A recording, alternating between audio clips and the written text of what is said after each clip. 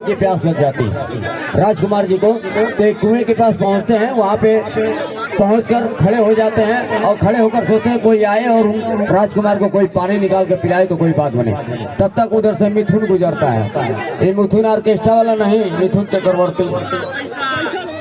तो मिथुन जी जैसे ही आते हैं उनको देखकर राजकुमार किस अंदाज में बात करते हैं।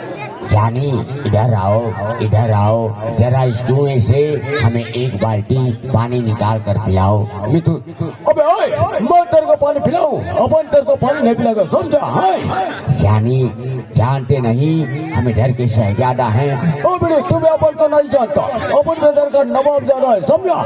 दोनों आपस में झगड़ते हैं। तब तक जानी लीवर गुजरेला।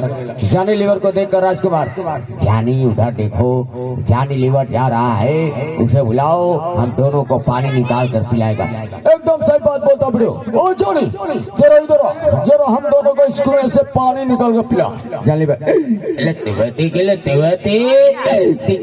दिक्कू मैं वो परेशान हो रहे बाबा, मेरी बीवी ने मुझे घर से निकाल दे रहे बाबा, मैं तेरे को पानी नहीं पिलाएगा रे बाबा। जानी जानते नहीं हम इधर के शहजादा हैं। अब जानता नहीं रहे, अपन इधर का नवाब ज्यादा है। अरे बाबा, तुम इधर के शहजादा हो, तुम इधर के नवाबजादा हो, तुम इधर के अरबजादा हैं। जी हाँ दोस्तों, लेकिन एक बात मैं कहना चाहूंगा, आंखों ही आंखों से दिल की बात समझ लेते हैं, सपनों में मिल जाए तो मुलाकात समझ लेते हैं।